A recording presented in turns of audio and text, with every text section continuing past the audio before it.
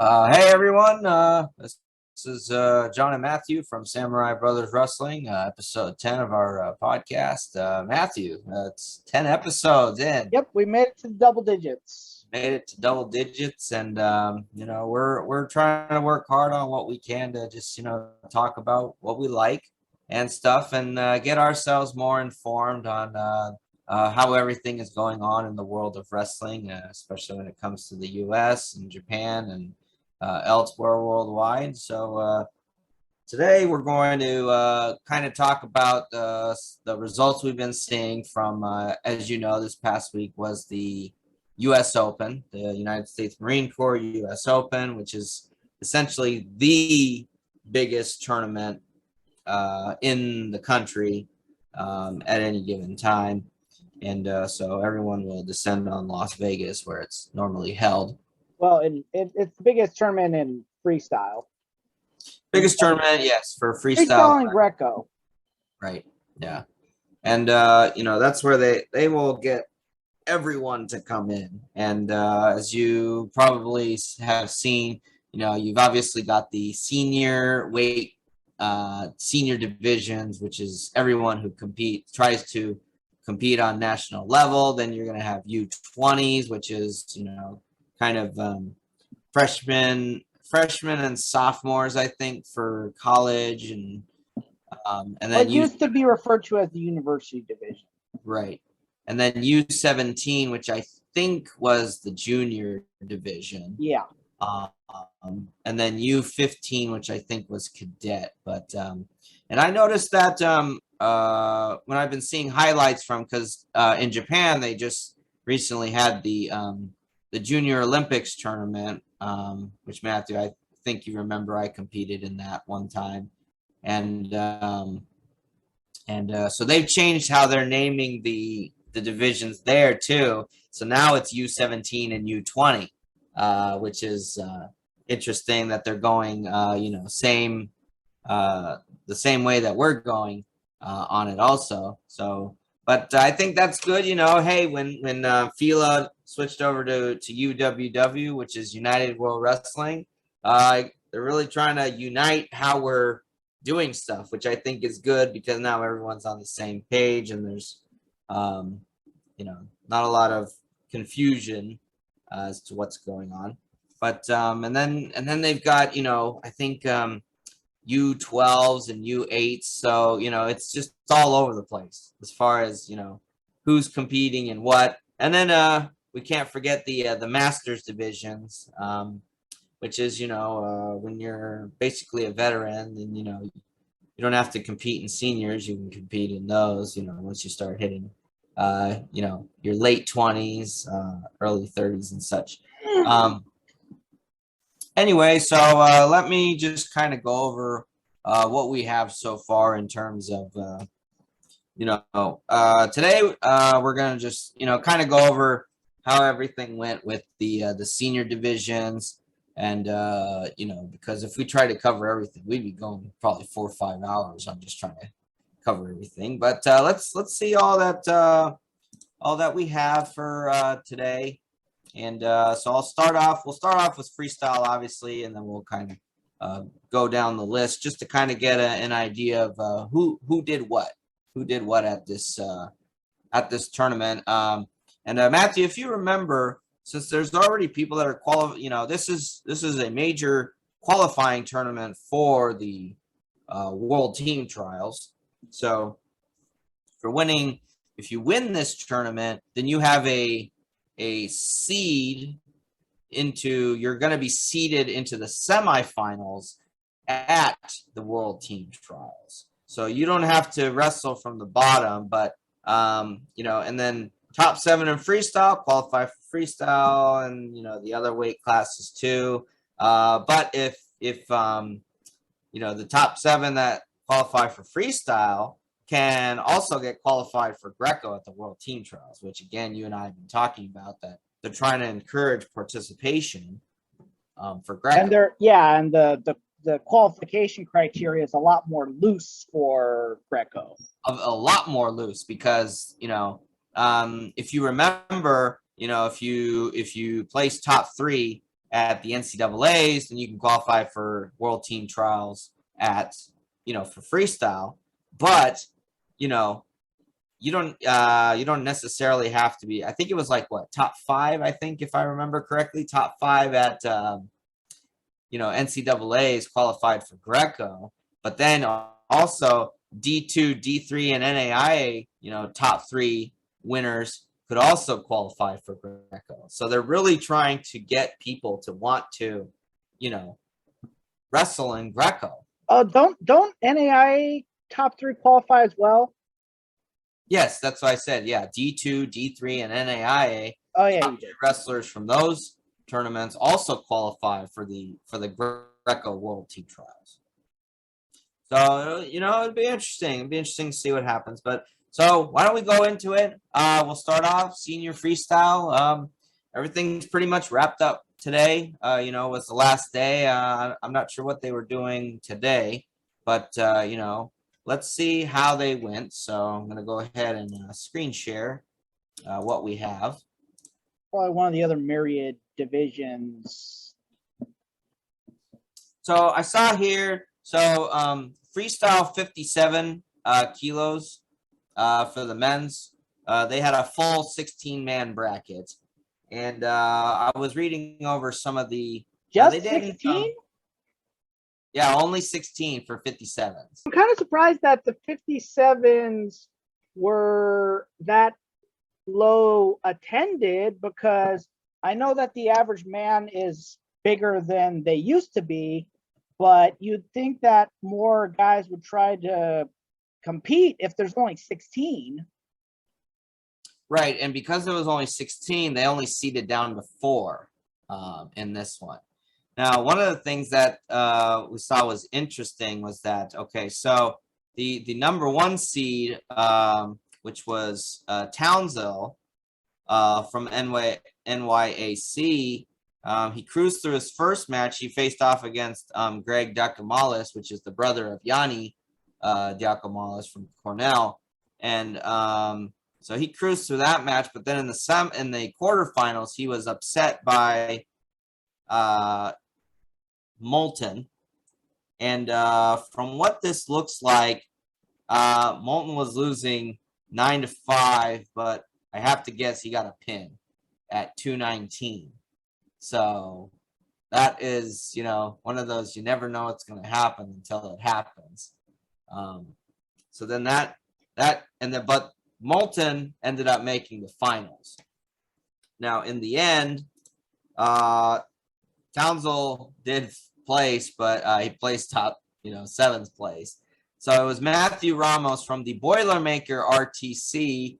Now, Matthew, I think Boilermaker, if we were to take a wild guess on which campus this Boilermaker RTC might be affiliated with, I think where we're going with that. Yeah, it's our grandfather's alma mater of Purdue.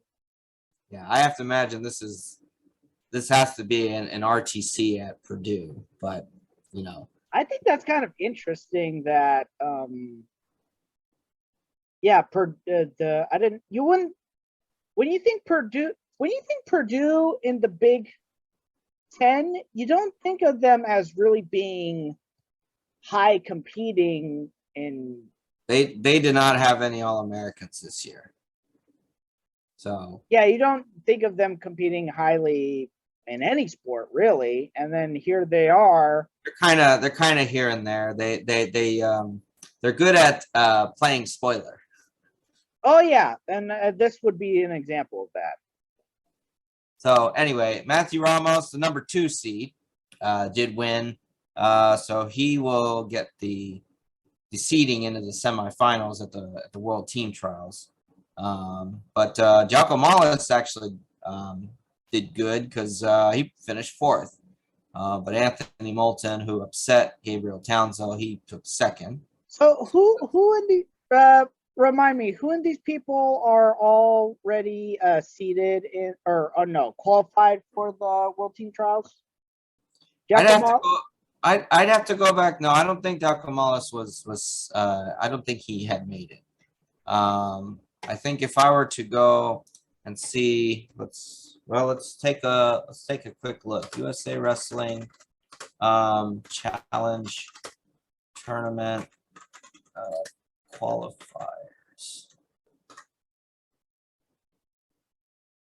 So yeah, I think the last updated list of oh here, let's go to Flow just to make sure of because yeah, I think the last time, so Gilman, he was in. So far we're looking at, so this is all who was qualified as of the 21st, and I think when we had seen last, because there was the one tournament that had gone after the qualifications.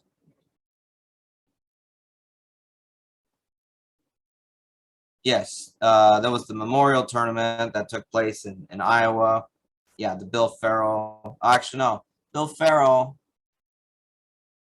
I don't think, though, that any of the wrestlers that were competing in this tournament were qualified for the World Team Trials. At least not that I know of. But I may be wrong. It sounds like at least at 57, most of the guys who are already qualified are just willing to roll the dice in the Yeah, I don't think anyone. I think a lot of these people are not qualified. That's why they're kind of coming in. Well, as we pointed out, the U.S. Open automatically gets the semifinal. Yeah, the winner. So yeah, there could be someone who was qualified. It sounds like most of the qualifiers were just willing to roll the dice and just take their chances in the actual tournament. The winner is in the semifinals. What about everyone else? Everyone else has to fight below. That's what'll have to happen. No. Do any other places in the U.S. Open, any other placers in the U.S. Open get qualified?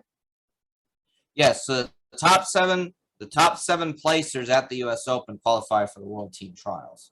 Oh, so in other words, if you win 2 matches in the World Team Trials, you're not in because top 7, but no, yeah, if you make the semis, you're in. Yeah, if you make the semis or the consolation semis, you're in. That is true, yes, because that's a top 6 right there. Team trials. And I think another thing is, yeah, so that's where they really make it it's really important for the for that 7th place match. Yeah, because that's the one where it's like, yeah, if you're really trying to wrestle. Yeah, if you don't make it, you're not going to the World Team Trials. So okay, yeah, here we go. It was this one. Okay, so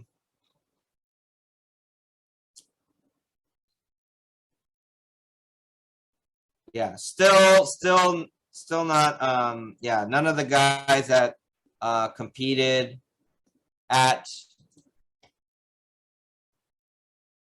so yes, none of the guys who are in here were qualified yet.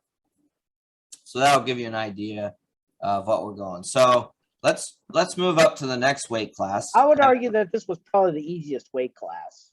Well, I mean, I wouldn't call it, nothing's ever easy in wrestling. I'd call theoretically, it's the easiest because it's probably the lowest weight class. Right. Like, let's face it, there's more heavyweights.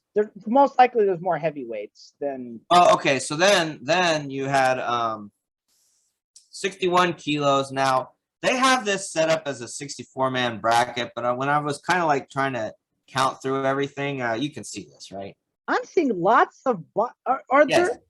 So I Are think there any actual matches? Oh, there we go. yeah, there's one match down here, and then It was set up as a 64-man, but it was really more like a. It was a 33-man bracket, but because of that, they have to set it up as a 64-man because you have to have it on equal ground.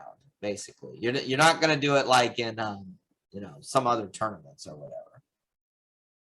So that's how that went. There's no piggybacks in this tournament. No, there is no piggybacks. Yes. So then if we go to about the court, and I think on this one, this is where they will seed up to 8, I think.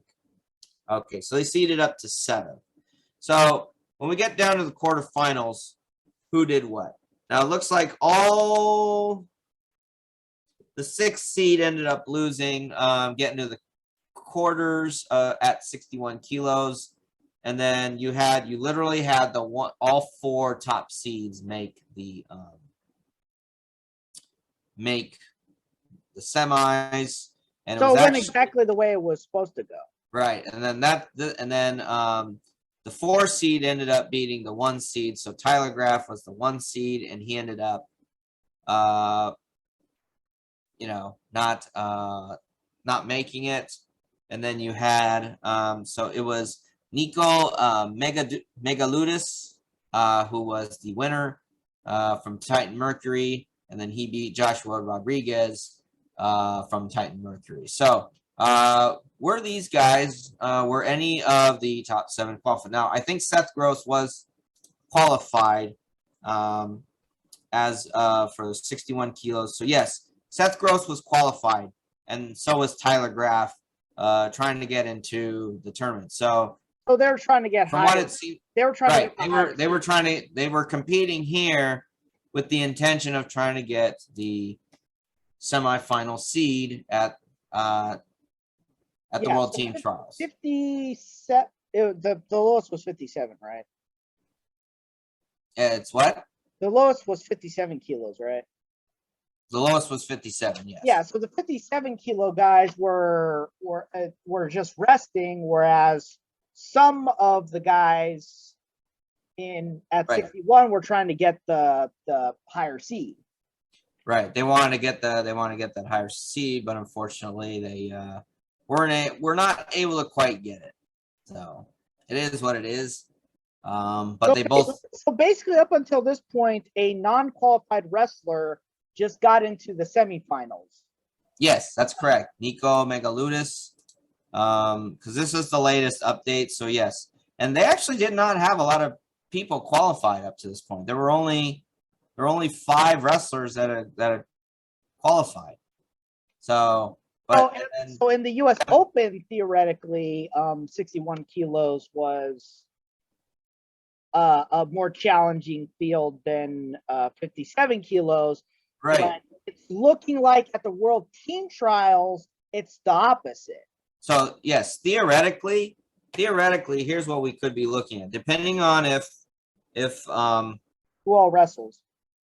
Depending on if the NC, because we haven't seen anything from the NCAA. I have not seen anything from these 4 here for 57 kilos. As far as now, I can't imagine that RBY and DeSanto will cut down to 57. I gotta imagine that they would, if anything, they would. Now, just to confirm, 57 kilos, if my math is correct, is that's 120. It's 125 pounds. Okay. Because 60 is 132. So I'm kind of surprised that USA Wrestling would qualify the wrestlers at 133 for 157. Well, I guess if they want to, it depends on if they want to make the I mean, for all I know, maybe they declared. I don't know. I haven't seen anything about that. Maybe they have. Well, the NCAA is the organization that does weight cutting regulations. USA Wrestling does not. Mm-hmm. But to be fair, despite the lack of oversight, you had deaths in USA. The reason why I was instituted was because in the 90s, several wrestlers died from dehydration from kind of too much weight. But despite that, you don't see weight cutting related deaths in USA wrestling events. You've seen more weight cutting deaths in MMA than we've seen in USA wrestling. It's I don't know. It's just weird. I don't know if USA wrestling's just been more fortunate or if they're just doing something differently. Well, I think they do have regulations discouraging it. Oh, okay. For sure. Anyway, so that's going to be interesting. So you could have a really loaded 57 kilos. I mean, because they've got 9 here. Gilman, he's I think was he in the hold on a second. So actually, Gilman just accepted his final X thing, which is part of our talking for I know this is another case of we're squirreling and getting off topic, but in in MMA, the California Amateur Mixed Martial Arts Organization, or CAMO, is at one point was beta testing weight cutting hydration policies. Mm-hmm. So they were based. A lot of times in MMA nowadays, stuff that rule changes that might be instituted are beta tested at the amateur level first. And that way they could see if it works or it doesn't work. Like at one point they were looking at, because right now with MMA, they have the 10-point scoring system, which is like boxing, where the winner gets 10 points, loser gets 9 or less points. But at one point they were instituting a 0.5 system, where if it's a closer match, then the loser would get like 9.5. It ultimately didn't go anywhere, but that's just an example. Interesting. So as I understand it right now, Camel is beta testing hydration policy. Well, so to get back on topic, kind of seeing where we are in terms of how many people can be expected to compete at the World Team Trials. I mean, when you're looking at it right now, 57, you have 9 qualified. Now, it's unknown whether or not these 4 will have actually officially accepted or not. I haven't seen anything either on USA Wrestling or Flow that indicates that, but maybe I missed it. So you have 9 potentially wrestling for the World Team Trials at later this month. Plus, you add in the 7 that qualified at the U.S. Open, so you'd potentially have a full 16-man bracket for 57 kilos. Now, when it comes to 61, 2 of the top 7 at the U.S. Open were already qualified. So right now, you only have 10 that are possibly going to compete at 61. So that's where that stands right now. So where are we at when we go to 65? So at 65, it was the same thing. It was about, I think it was the same thing, because you see one match right here in the round of 64. If I were to go down, I'm not sure that I'm seeing any more. So I think like 61 to 65 kilos was a 33-man bracket. Officially, it was a 64-man bracket. So you had, again, they seed down to 7. So if we go to the quarterfinals, had a little bit of a shakeup. It was Evan Henderson in the semis with number 5 seed Matthew Kolodzic, and then you also had Kendrick Maple, and you had Patricio Lugo. So in the semis of this weight class, the top 2 seeds were upset. So it ended up being Kendrick Maple, who was the number 6 seed, ended up beating Matthew Kolodzic for the U.S. Open national title. Now, are any of the top 7 placers, were they already qualified for the World Team Trials? So we go down here. Evan Henderson was qualified. I'm not seeing anyone else that was qualified at 65. So Evan Henderson was trying to aim for that semifinal seed, but he lost out in the semis. So I see one thing I saw trending, Matthew, and we'll have to go to, actually, if we go to the results, I'm wondering what Evan Henderson did after he lost the semifinal. Because one thing I noticed was that the number 1 seeds in all the weight in the 3 weight classes we've seen so far all end up taking 6th. Now, I just have a gut feeling about it, but let's go to the results of. You think they forfeited out?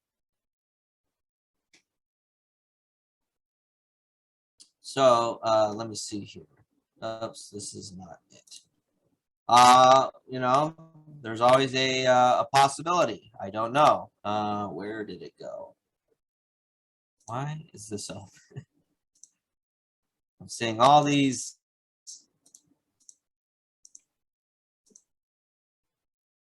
My gosh, look So at all I don't know why. questions. I don't know why these are all open. It's absolutely no sense.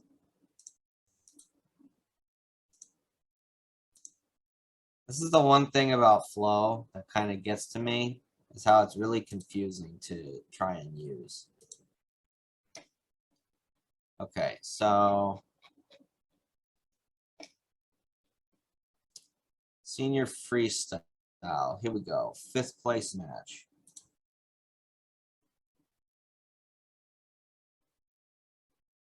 So yeah, see, Seth Gross did not compete, and Evan Henderson did not compete. So, you know, I think pretty much it's like once you make it, you're done. They decide it's not you know, they decide not to go out. So it is what it is, you know. If they didn't get into the finals, then they just didn't. Yeah, there's no point in trying to go on. So anyway, so yeah, there was only, so it looks like we're gonna be adding, if I were to kind of close out some tabs here. So it looks like we're gonna be adding 6 wrestlers to 65 kilos on top of what we have right now. So I think that's 1, 2. Actually, did I see Jordan Oliver in there? I thought I saw Jordan Oliver in there. Maybe I saw him in another one. Let's see here.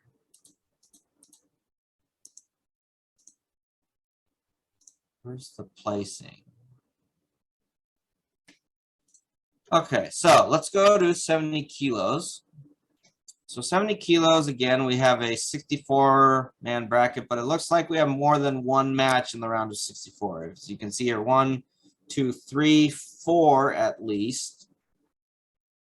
So it looks like the number, you know, probably had around 40 or so that competed at 70, which, you know, when you start getting into the bigger weights, that's not surprising. So what do we have going into the, so the 4 and the 5 seeds ended up not making the quarterfinals.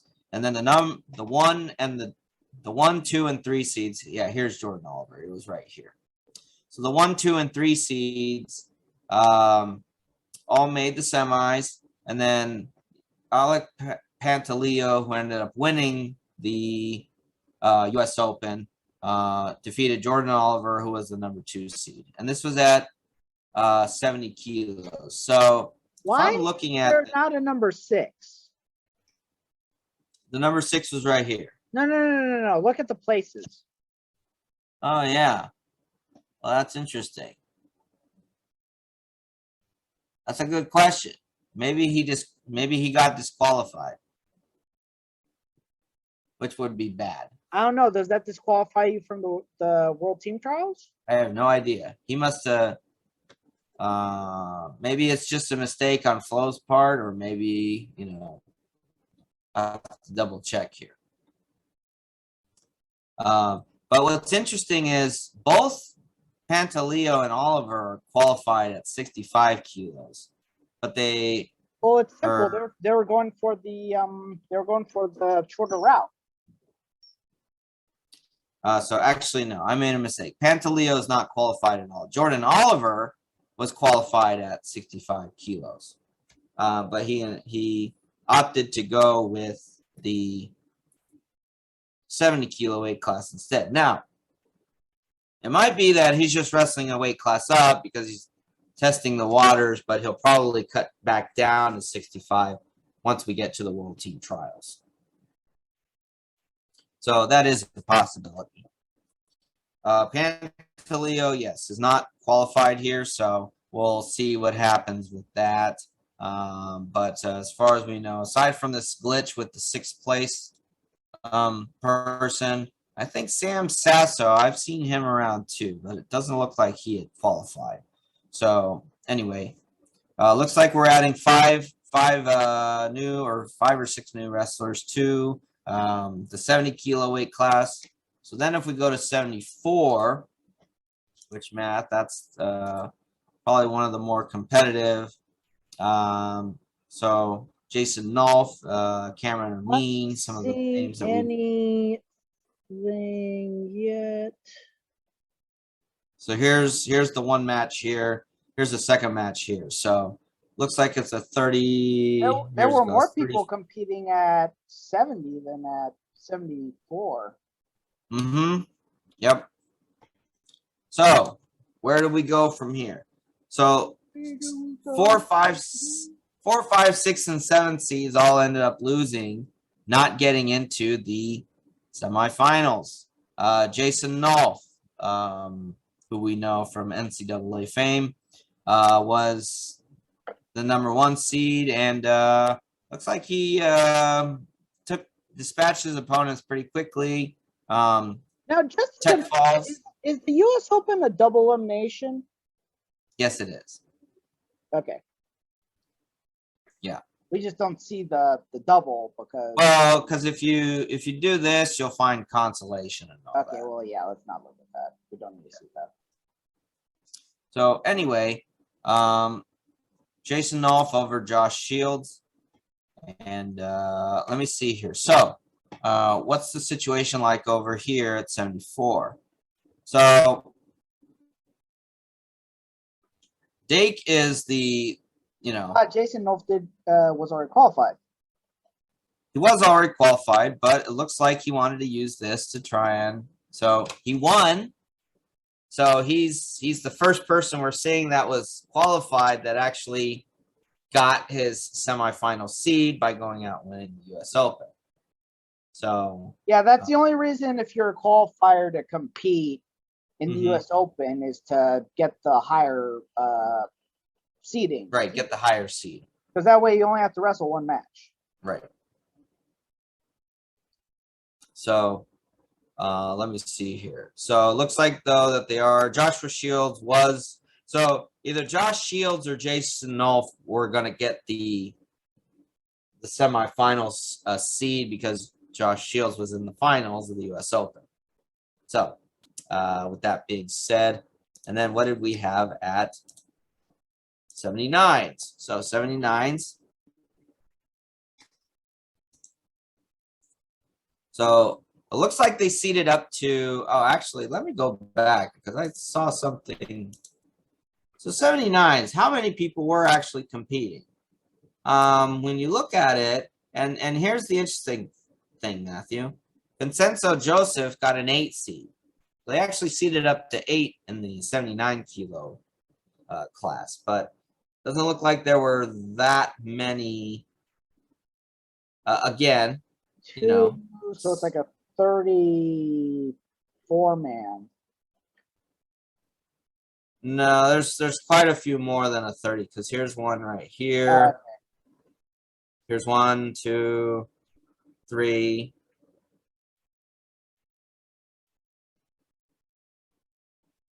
4, 5.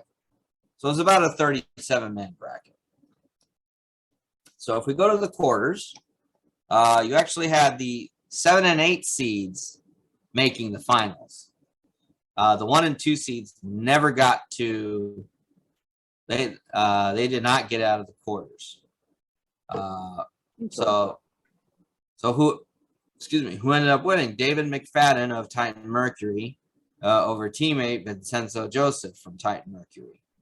And there's a lot of Titan Mercury guys in the. Yeah, I have to think Titan Mercury might be regional, if that's the case.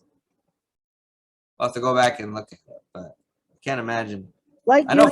You look at that. Look at that. There's the Titan Mercury qualified six of the 7 placers were from Titan Mercury. Yeah. So where are they in regards to the U.S. Open, or sorry, the World Team Trials? Yeah, World Team Trials. None of these guys were really in. So except for Derringer, which Derringer got 3rd. So he did not get the seed. So that's going to be David McFadden, who will be getting the seed at the World Team Trials. It's kind of interesting to see how the qualifiers are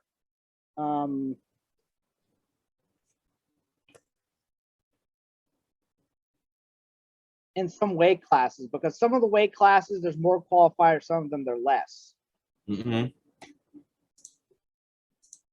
Okay, 86. What do we have here? So it actually looks a bit smaller. A 32-man bracket. So that being said, who did what? So you actually, the number 2 seed lost out early.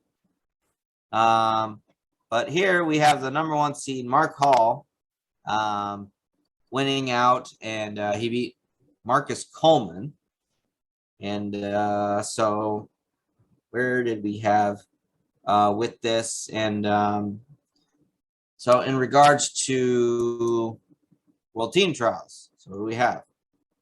So judging by what we have here, no one who's qualified wrestled. So that means that these are all new guys that are qualified. And Mark Hall will be he will get the semifinal seed at the World Team Trials. So now we go to 92 kilos. So Matthew, looks like this was a 15-man bracket. We're getting, it's like it's kind of like the normal thing. We had small, big, small. Right. Well, I'll have to tell you, there was a when I officiated league last year, and depending on the weight class, this was boys and girls. I think the boys had they at least one team had someone in all the weight classes, but there was a weight class where there were only 2 boys wrestling. Which league was this? This was the orange. I think it was the Orange League. The Orange League, the one that Western is in. So one of the smaller leagues. Probably it's a smaller league. Heck, man, there were a couple of girls' weight classes where they didn't have anyone. There were like 2 or 3 weight classes where they didn't have any girls competing. So if they'd been able to find one girl for that division, then she would have automatically qualified. Yeah. It's like just make weight. Yeah, just make weight. Cameron Caffey. Just make weight. Cameron Caffey, the number 2 seed, ended up beating Isaac Trumbull, the number 1 seed from Wolfpack. So Caffey gets the seed going into the World Team Trials. So 92, was there anyone not to my knowledge. So I think these are all new guys coming in for that, which is good. You know, there's a lot more guys out there. 97, what do we have? So Machiavello, I think we saw him. He was competing in the. This is a 14-man bracket. The top 2 seeds got buys. Yep. I think Machiavello was the one we were seeing. I think he competed at the Bill Farrell Memorial, so he ended up winning that. I think he was already qualified. Yeah. So he was qualified here already, but now he gets the semifinal seed at the World Team Trials. So nothing much to really, say out of that here. These other guys, though, they qualify, so they'll get to wrestle at the tournament and see how they do. Again, a case of qualifier trying to get the higher seed. Right, trying to get the higher seed. So and the big boys. Now the big boys, they actually had more wrestlers than the other 2 weight classes. Yeah, interesting. Now it's a 32-man bracket. Now, how many did they actually have? 1, 2, 3, 4, 5, 6, 7, 8, 9. So 9. So there were 25 wrestlers. 25 wrestlers in this weight class. So, that's it's an interesting one. So now if we go down to who ended up winning. So it was a 1 through 4 seeding for the semis, and then the top 2 seeds prevailed, with Hayden Zilmer of GWC prevailing over his opponent on a 2-2 score. On a 2-2 score in the finals. So there's something you don't see a lot of. But I guess, do they still do the thing where if the match ends in a draw, it was off of who scored last? Well, it depends. So you have to go by criteria. So in the case of a 2-2, let's say that one person got a takedown, which is 2 points, but the other person scored on 2 push-outs, which is a 1-1. The person with the higher criteria score is going to win the match. Now, in the case of if the criteria was the same on a 2 takedown for one for red and 2 takedown for blue, whichever color scored last in that case is going to win the match.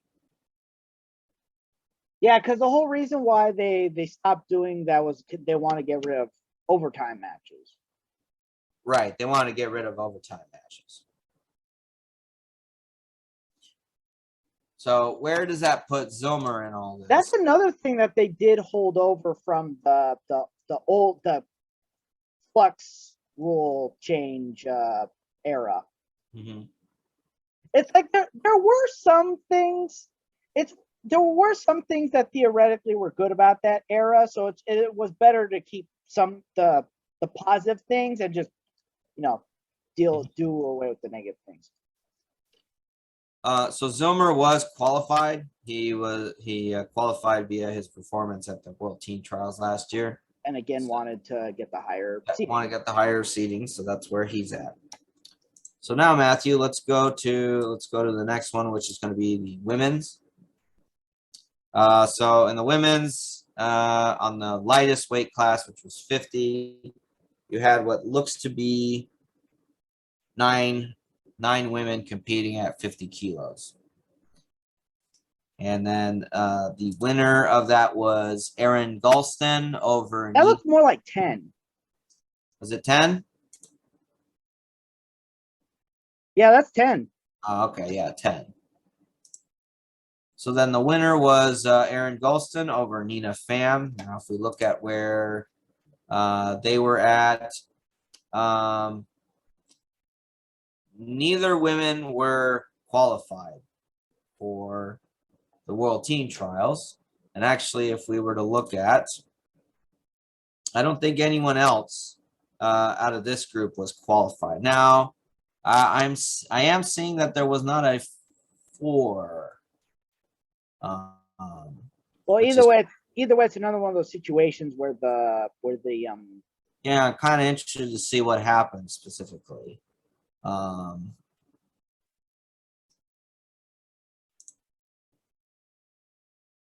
Third place bout, what happened? No contest. That's interesting.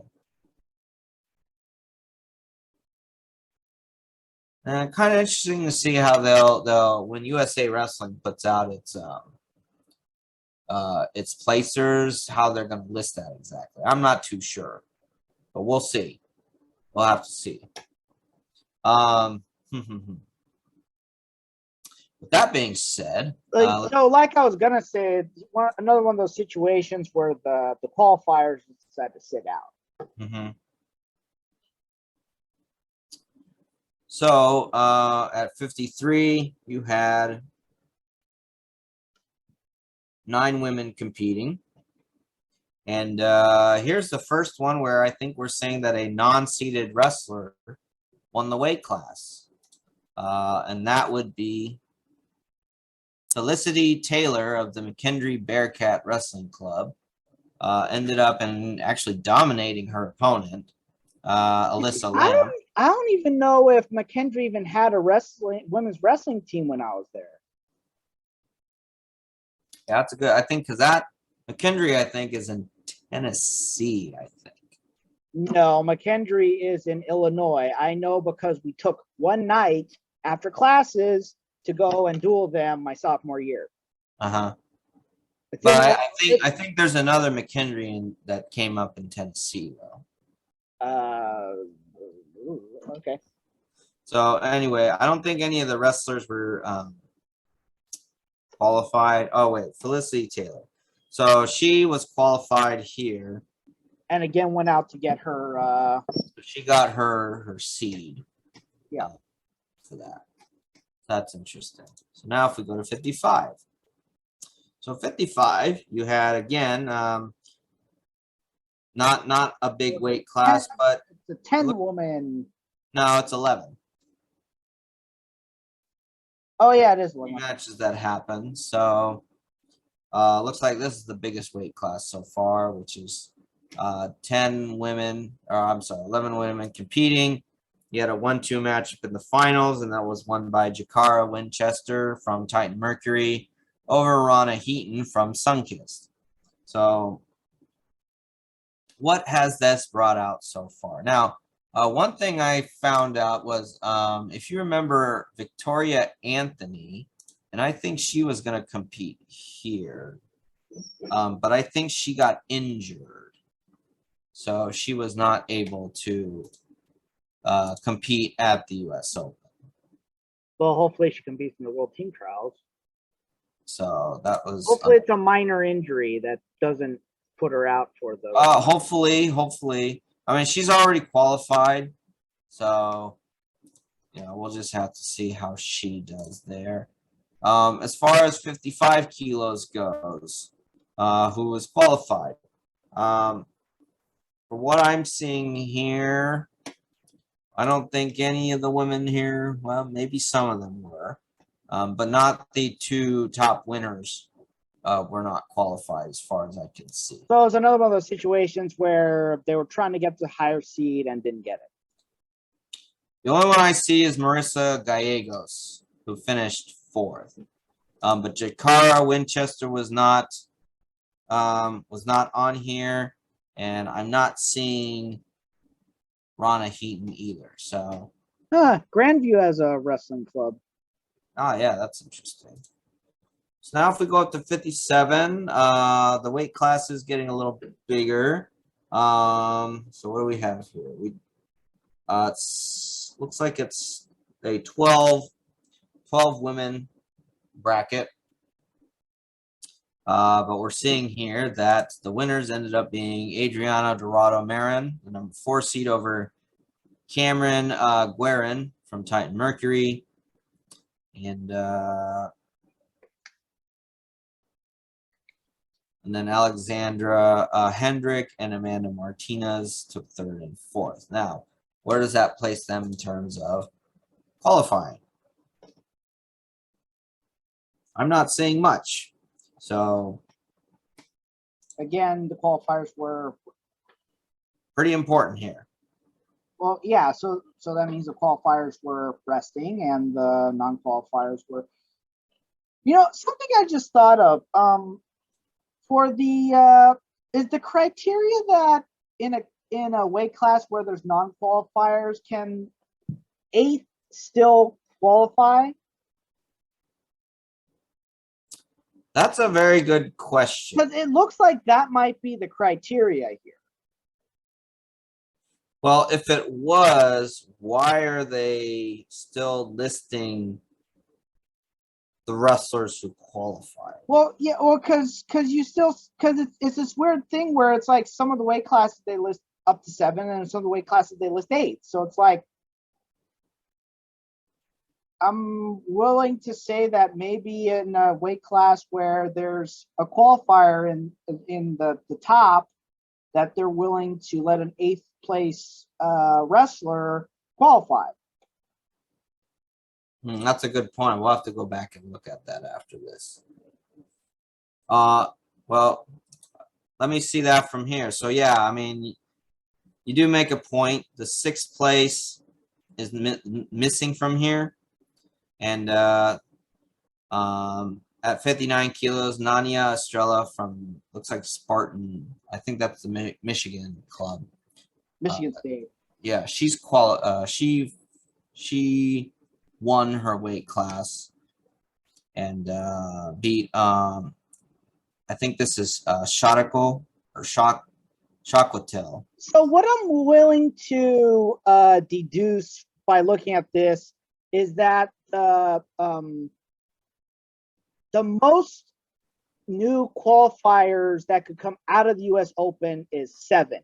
Mm-hmm. But if someone's already qualified, then that means number 8 would become a qualifier. Is what I'm seeing here. Well, let me see here. Who was the Haley Corona was the 5th place. She beat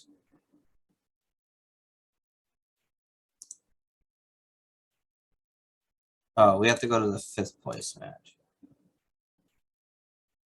Mirabella. Mirabella was technically the 6th place.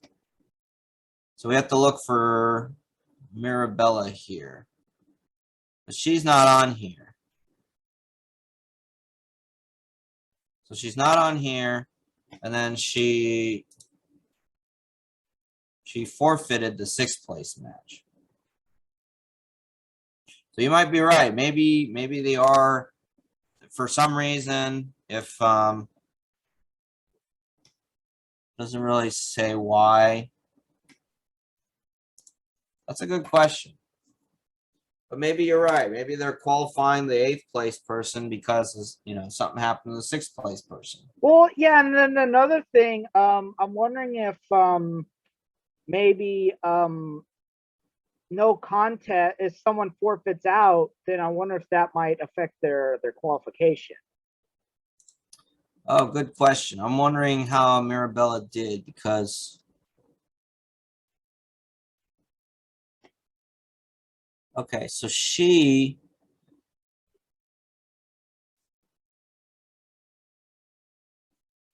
what happens here is that she lost. So she lost in the semis and then she lost in the con semis. And then she forfeit out. Right, she forfeited out. She forfeited the 5th place match. So I can't tell why they don't have her listed. It looks like there's some criteria here that's not listed that plays into the qualification criteria here. Mm-hmm. Possibly. I'm wondering then what happens. So, okay. This would probably take us reading in depth into the exact rules. Well, here's something interesting, Matthew. Kayla Miracle decided to compete, even though she's in the Final X.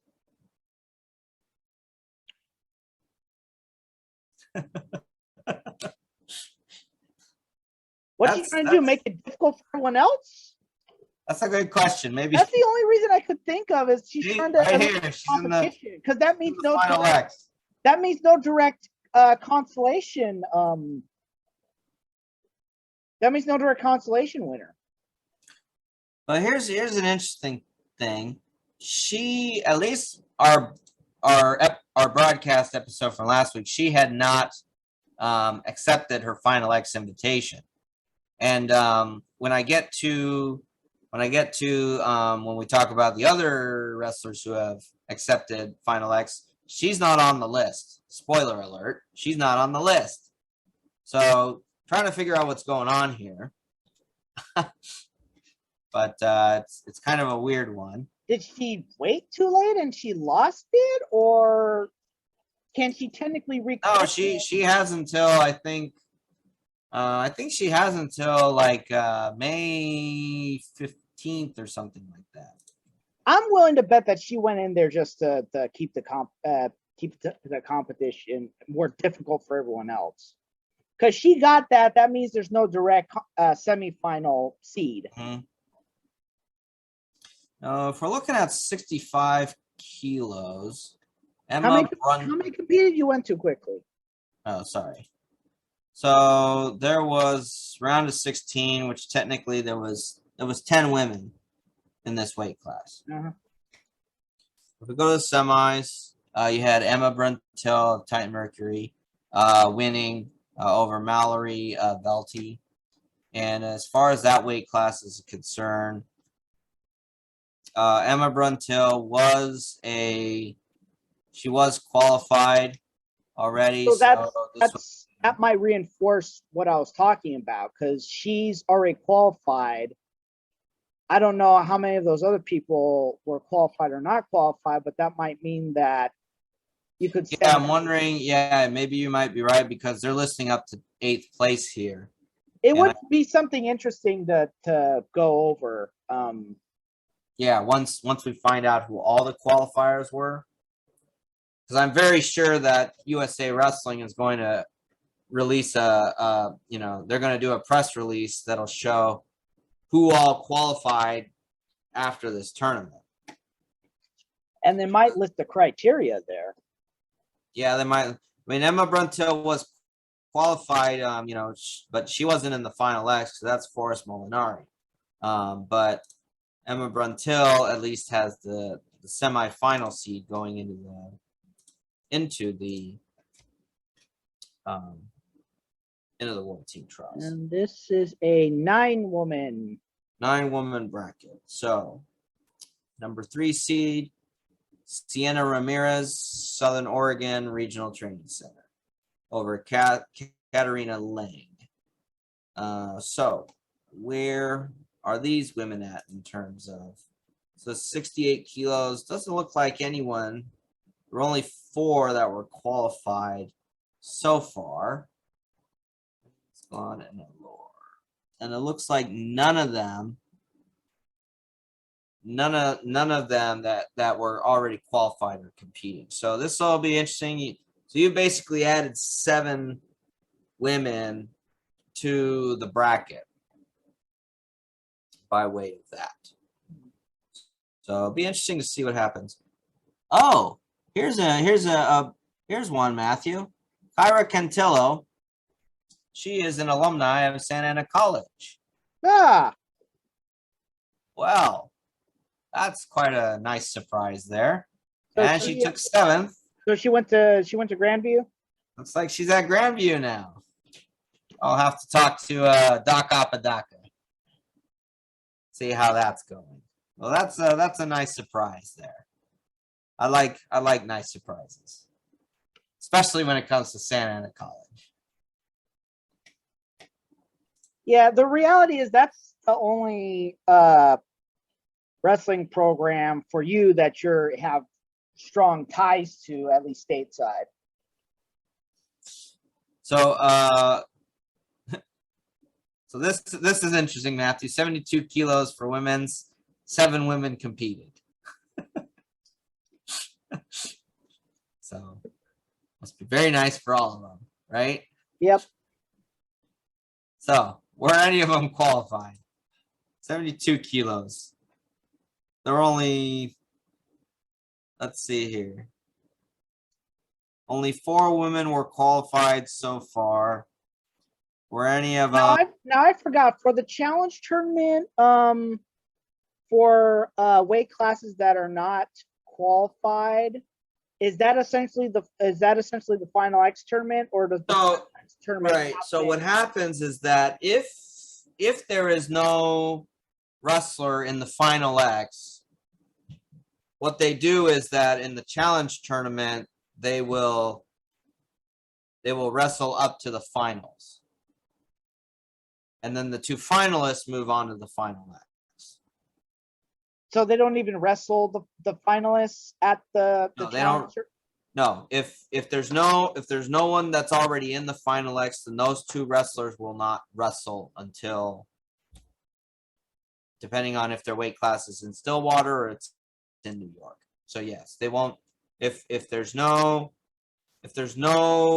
wrestler in the final X, then those two wrestlers will then move on to the final X together. So in that case, the final X weight class winner would become the would also be the challenge tournament winner. In the case that there is no automatic final X qualifier, then yes. Now I forgot is so the world team the world championships do you still have to qualify for the world team championships? The world championships. Sorry. That is a good question. Because I know it's a lot. If you do have to qualify, I know it's easier to qualify for the world championships. Like I've seen nations that have qualified for the world championships that have not qualified for the Olympics. Well, the Olympics, I think they they have to limit how many people can qualify. Right. Now how you get to the world championships may depend. I mean, I'm not sure if, I don't think it's an open tournament. I think it may have to do with each region, because if you remember, they've been having the Asian championships recently. They've been having the European championships recently. Yeah, but the Pan Am championships only take place once every 4 years. Sorry, what? The Pan Am championships are not a regular thing. They only happen like once every 4 years. I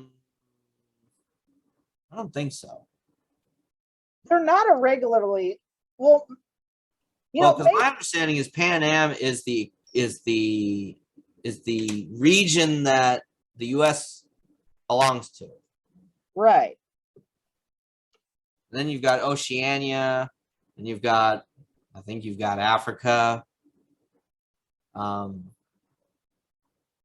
guess that would be another thing to. That's another topic. Do another topic. Yeah, that's another topic to cover. All right, so we're getting a little bit short on time, so I'm gonna kind of go through just to kind of show who won. You've got Guilford, who won at 76 kilos for the women's, and I don't think there was anybody here that was. Excuse me. Bless you. I don't think there was anyone here that was qualified, unless I'm mistaken here. I'd have to go through and double check. So I don't think so. I do see, okay, Victoria Francis. I do see her name in there. I don't see anyone else. So, but Victoria Francis did not win. She placed fourth. So, with that being said, let's see how Greco was. Now, I got to see some highlights, Matthew, of Colton Schultz. If you remember, he was the heavyweight finalist at the NCAAs. Mm-hmm. And he was throwing some people. Because he was doing Greco, and he was throwing some people. Just gnarly. Okay, so they are in the process of doing Greco. You've got Nori and Dewfield in the finals. So those are the see, they're not done with Greco. So we're gonna have to come back to Greco next week to see how that ended up doing. So it'll be interesting to see. Yeah, they haven't even done the third place match, so they're in the middle of doing that. So that concludes the freestyle for men and women seniors at the U.S. Open. So we'll come back to that at a later time. We'll come back to the Greco at a later time because I think probably the one that gets my attention would be Colton Schultz, which looks like they did do his weight class. It seems. I don't know how the result, but it looks like they've given him the win. I don't know how. But anyway, so Matthew, with that being said, so let's go into who has accepted their Final X spots. Update for this week. So first person we had that did accept was David Taylor out of the Titan Mercury Wrestling Club / Nittany Lion Wrestling Club. So he will be competing at New York on the 8th of June in the Final X 86 kilo freestyle bracket. Kind of with a home field advantage. Yeah, kind of with a, yeah. Oh, that's what they're doing. That's at the Hulu Theater in Madison Square Garden. That's not the actual. I know that some events have been in the main auditorium, but the Hulu Theater is a smaller auditorium within the actual building itself. The Hulu Theater actually has a very interesting history, because sometimes when there would be pro wrestling events in there, they'd not only sell the main auditorium, but they'd also set up a big screen in the Hulu Theater and do it there as well. Oh, that's interesting. So, yeah, as you know, Matthew, Taylor was the gold medalist at the Olympics last year. So that's where he gets his spot in there. The next person that accepted was Forrest Molinari at 65 kilo women's freestyle. So she will be wrestling that event at the Stillwater Final X, which will be on June 3rd. After that, this one should not be any surprise, Matthew. Kyle Dake is going to be at the Final X for the 74 kilo men's freestyle, and that will take place in New York for that weight class. So again, he's got a home field advantage. As you and I both know, 4-time NCAA champion in 4 different weight classes for Cornell. So that is quite something. And our and of course, third, he's kind of got home field advantage there. Right, yeah. Thomas Gilman, who is the 57 kilo freestyle, will accept his Final X and will be competing at the Stillwater Final X. And then we have Sarah Hildebrandt, who accepted at 50 kilos. She will be wrestling at New York. And I think, did I get everyone here? I think there was, yes, I did get everyone. So those are our 5 Final X people who have accepted this week. So in addition to the 7 who had accepted as of our last episode, that is 12 that have accepted out of the 30 weight classes to the Final X. So be interesting to see how it goes. There's still a few more, I'm sure, that we'll be hearing about the remainder probably coming up the next week. So we'll just we'll see how that goes. With that being said, Matthew, so let's I I did want to cover today some news tidbits with you. And I pulled up quite a few that will probably interesting to see how it goes. So first one, let's go to this one. So I had seen this, but I didn't really bother to follow up with it. But I wanted to kind of go over it this week. So you've got the University of Bloomsburg, you've got Lock Haven, and you've got Mansfield. So 3 different universities. And it looks to me that all of these are in the state of Pennsylvania. Now, something that happened was that these 3 schools are going to merge into one university system, and it's going to be called down here. It's going to be called Commonwealth University of Pennsylvania. Now, I think a lot of people, and especially the athletic programs, I think we're all worried about what was going to happen. Was it going to be just on one campus? How was that going to work out? So, in the end, the NCAA decided that they approved a plan by the upcoming Commonwealth University of Pennsylvania to retain all athletic programs at the 3 campuses. So I got to imagine now what's going to happen is that it's going to be called, CUP Bloomsburg, CUP Lock Haven, and CUP Mansfield. That's what I think is going to happen with these. So all 3 universities are charter members of the Pennsylvania State Athletic Conference, and except for Bloomsburg, well, actually no. Normally these schools are competing at D2. However, Bloomsburg competes at D1 in the MAC, and then Lock Haven competes at D1 level in the at Atlantic 10 conference. Oh, actually, no, I'm sorry. I'm reading this wrong. That was the hockey team. They are also in the MAC. So that would have been kind of a bit of a a bit of a quandary if the MAC lost these 2 schools. That would not have been good for them.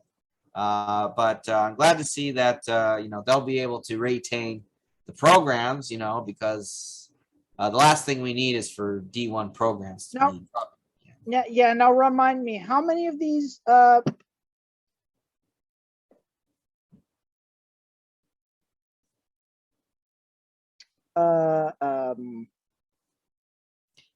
So you got 3 schools that are going to be merging.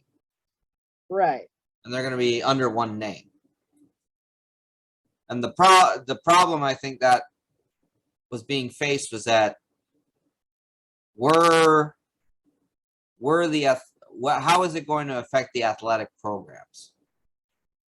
Were they all going to have to be just one program in the entire system, or was it going to be several programs based on the campus? And so I think what ended up happening was that the 3 schools, and then the new school that's coming up, they gave the NCAA a plan on how to maintain and retain the programs, their athletic programs. So, and like it says above, the NCAA has approved that. So Bloomsburg and Lock Haven are going to keep their athletic programs, which includes the 2 schools' wrestling programs that compete at the D1 level. Does Mansfield even have a wrestling program?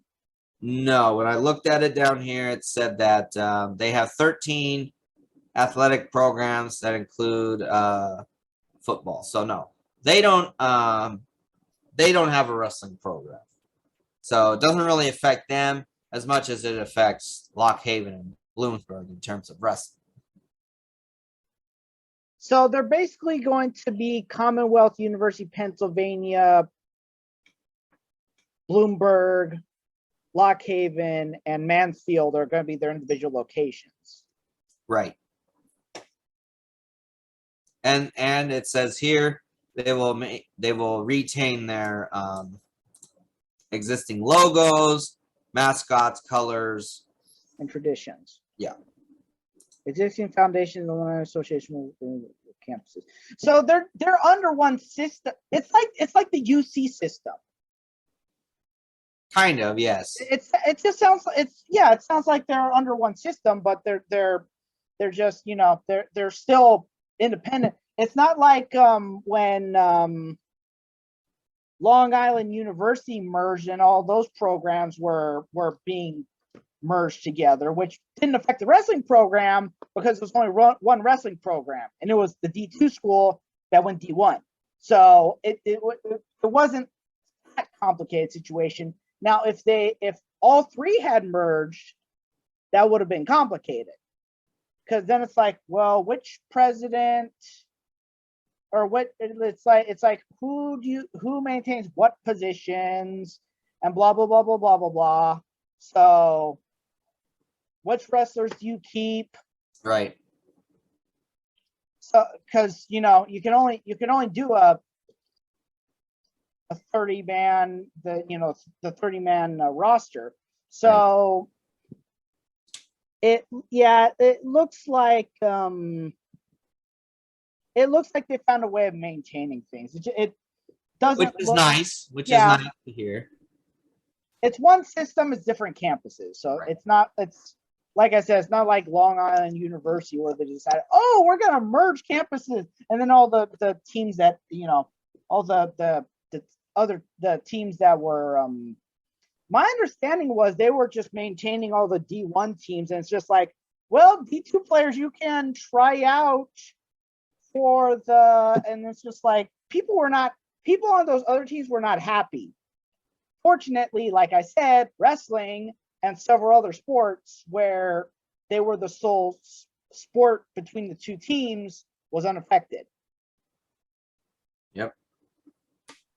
So it's like they were able. It's like it's a merger of the system, but they were able to maintain the individual system. That's kind of like how back when.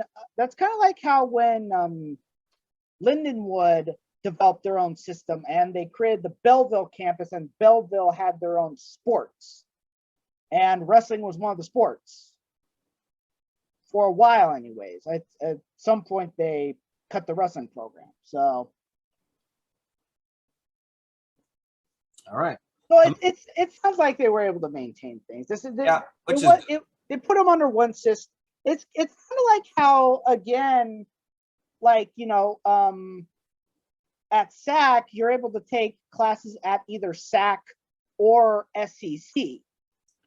Right, because they're under they're in the same district. Yeah, they're under the Rancho Santiago district. So it's But I think most of the athletics though. I'll have to go back. Most of the athletics is at most of the athletics are at SAC. Yeah, there is athletics at SEC, but it's the more competitive athletics is at yeah. Though with the way that things were going at one point, I'd imagine it was more desirable to go to SEC because you might have had a more cooperative dean, but we could get into that another time. So let's move on to our next topic, which is this I would see as a more kind of an inspiring topic. So we had a USA Wrestling put this out because they had the Virginia State Championships. One Adonis Lattimore, who was born without legs, won the state championship at 106 pounds.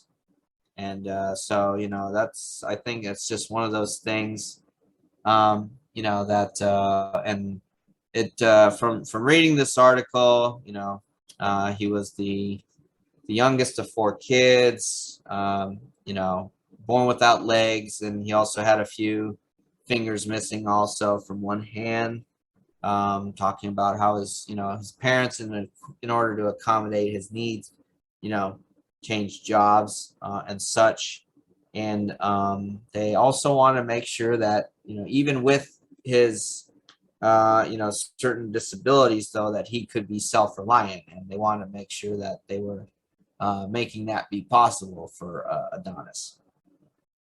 And it seems that I think no one in the family knew about wrestling much, so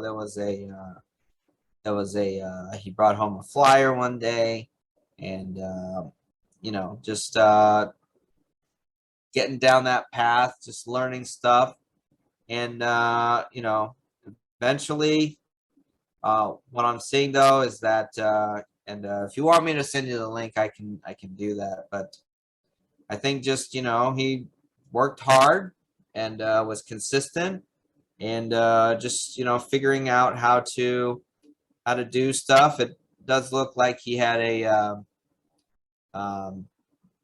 did have a losing streak, because he was having to transition to different levels and stuff.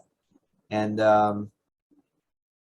looks like it was his dad who was, a bit discouraged from seeing his son losing so much. But, I think just seeing something like this, though, because Matthew, I think we've seen a lot of people, even if they don't have, full digits and stuff like that, they go out and be successful. I mean, Anthony Robles is one such individual that we can see that was able to reach that high level and stuff. So I think that just being able to do that. Well, we've had personal experience because was it Western that has like basically a deaf I'd like to say they might have a deaf program, and as a result, they have a lot of deaf wrestlers. University high school. University, yeah. They'd stop by the Santa Ana practices, and it's like at that point, the best you could do is have to enunciate, and so that they can read lips, right, and do the most basic of sign language. Yeah, I remember that. And I would remember when those guys, when I'd actually see those guys wrestle, it's like you wouldn't hear anything from their corner. Mm-hmm. Because they're just like, there's no use, because. But yeah, it is possible for wrestler, disabled people to go out and wrestle. I even at Lindenwood, I saw another guy who had no legs. I don't know if this is the same guy, but I also saw a guy with who was blind. And keep in mind, this is not on. This was at the Lindenwood Open. This was not on the Lindenwood team. But they have certain rules for blind wrestlers. It's that the non-blind wrestler has to let them make. You have to maintain contact at all times, and so one thing you're supposed to do is you're supposed to clasp hands like this. One way or the other. You're supposed to, in the event that a blind wrestler has to, is wrestling, that contact has to be maintained at all times. So yes, but I'm glad to see something like this, because this is something that can always, hopefully be used to inspire, more people, even people that aren't, don't have physical challenges, but still need something to inspire them. I'm hoping that something like this can definitely,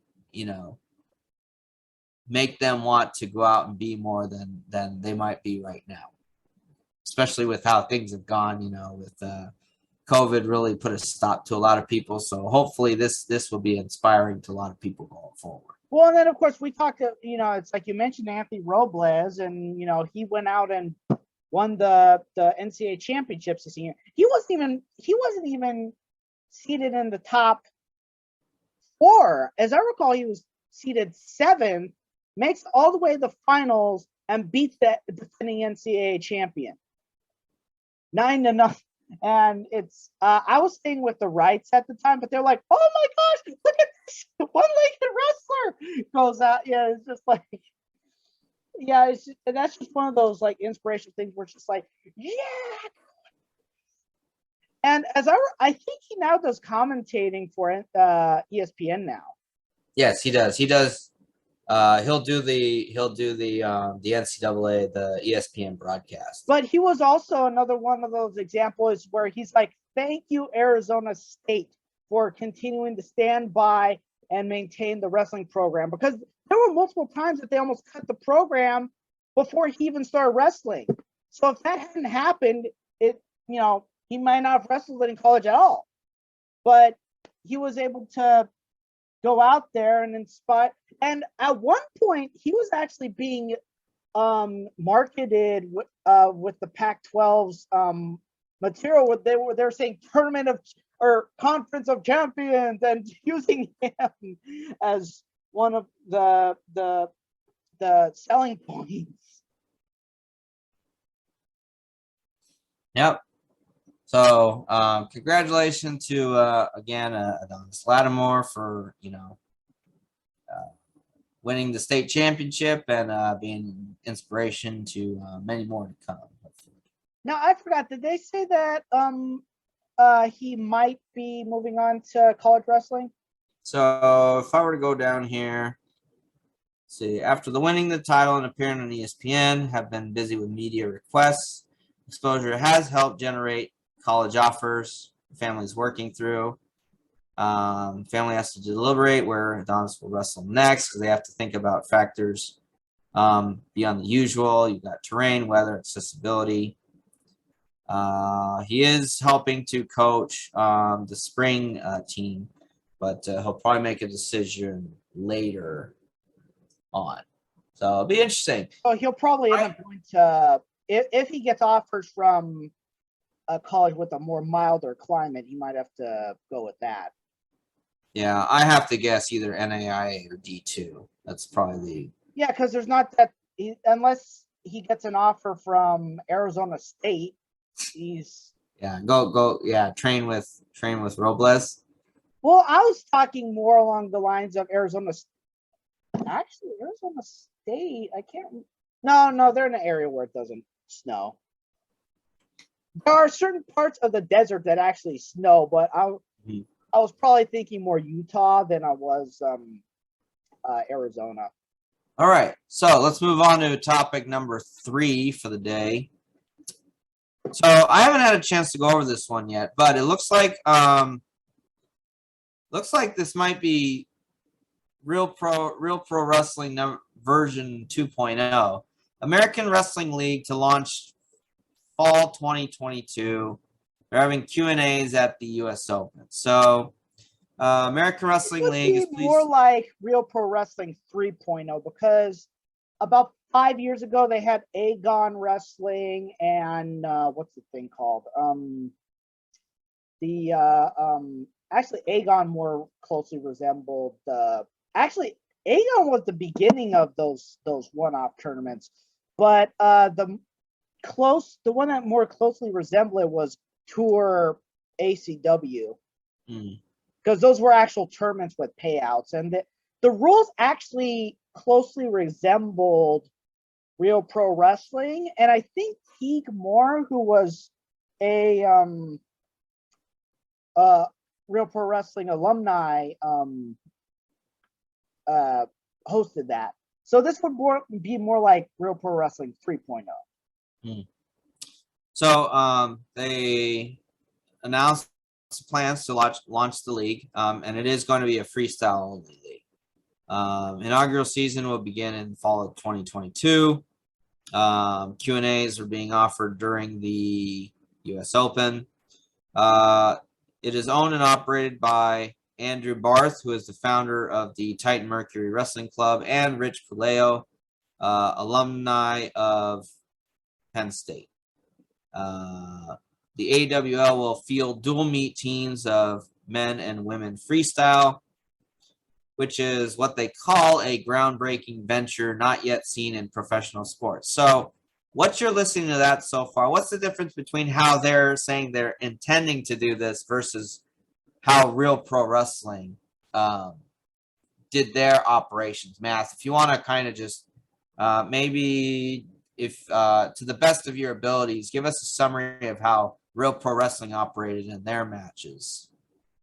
Well, Real Pro Wrestling actually instituted the push out rule before it was instituted in at the world level, but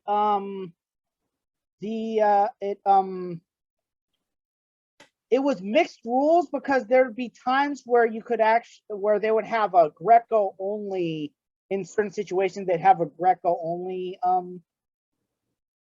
part, and it was if certain rules were instituted, and of course they did have like I think they did institute 5-point throws, and it was a dual meet style. Well, it was supposed to institute dual meet style, but they only had the one tournament where they had where they had a tournament essentially, and it was they were supposed to be. The idea was that it would be a dual meet league. They would do duels, and then I don't know if the plan was to do a dual meet championship and then an individual championship, but they just had the one season where they had the one championship, and all the matches were done in a soundstage in Tennessee. So what I'm looking at in here now, I think what they're saying, it says AWO field dual meet teams of both men and women in freestyle. A groundbreaking another thing is that they only did right. Yeah, they only did men. I think what they're saying here in terms of groundbreaking venture, and when they're saying both men and freestyle, I think that what that means is that they're going to have a dual meet competition and men and women will both represent. Now, I'm very sure that there's not going to be intrasex wrestling. I think it's going to be, it's just going to be men and women on the, in one dual meet. There's just that's a can of worms. That's just So both men and women's wrestling, freestyle wrestling in the U.S. have raised the bar over the years, says Barth. We have amazing men and women in freestyle wrestling. Not only can wrestle, but can be household names and role models in America. It makes sense to offer a professional league that features the talents of both our men and women freestyle wrestlers. So the AWL will offer a draft with the potential of 120 freestyle wrestlers, 60 men and 60 women being drafted into the inaugural season. This endeavor by the AWL is supported by USA Wrestling, which, Matthew, if you recall, what was USA Wrestling involved with either RPW or any of the other ventures after that, to your recollection? I don't think they supported it like they're doing with this, but there was unofficial support. I don't think USA Wrestling took an official stance, but they definitely were offering support. Something of note though, is that RPW did have some international wrestlers. So I don't know if they do the same thing here. Yeah, it looks like I think what they're going to be doing here is people who are representing the United States here. So yeah, it's called the American Wrestling League. So anyway, I think Tour ACW actually did have some USA Wrestling support because it was another way of doing the tournaments and keeping the wrestlers in shape and stuff like that. Okay. Yeah. So it'll be interesting to see what they do. Because they'll be having the draft. That's pretty much how that's coming down. I think this is more like one of those do or die situations where maybe USA Wrestling feels that in order to legitimize the sport and maybe make it to where they can retain wrestlers longer instead of them moving into something like MMA where, I mean, let's face it, you make more money in MMA than you make in even starting out the lower tier. I mean, you make more money in MMA than you do in well, yes, because because wrestling is mainly a sponsored sport. Yeah, you're either making it by sponsorships or I think USA Wrestling said that World Championship and Olympic. They get money for places, winning medals. Yeah, they get money for winning medals. But a gold medalist at the Olympics only makes $25,000. And why is that? Because the USA wins so many Olympic gold medals compared to a lot of other. You can be making 6, 7 digits if you're representing like a poor country or something like that. You know, you make a lot more money wrestling for and actually I shouldn't say poor country, an underdeveloped country, or a country that might be a fierce rival to the US. So, you know, wait, how would they be making 6, 7 digits if they're? Well, it depends on the country, because some countries will pay out that much. They will pay 6, 7 digits if you win a gold medal. It depends on the country, but there are countries that do that. You know, you're made a hero and you're made pretty rich quickly if you win a gold medal. Well, we know what happened under the Soviet system. They were paying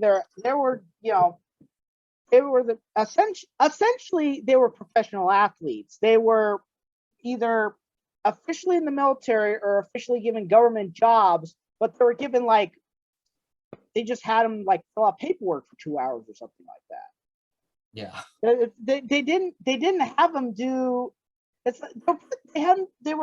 basically made them pencil pushers officially, but the reality was they were training these guys in the normal amount of time that they were training these professional professional athletes get paid. So, what do you think, Matthew? You think that there might be potential with this league? I think there's potential. Yeah, I think there's potential. I mean, we've seen. Honestly, this isn't the only time that a league was started like this. There was an Iranian league that also got started up. It's no longer around. There's been various leagues that have come and gone, but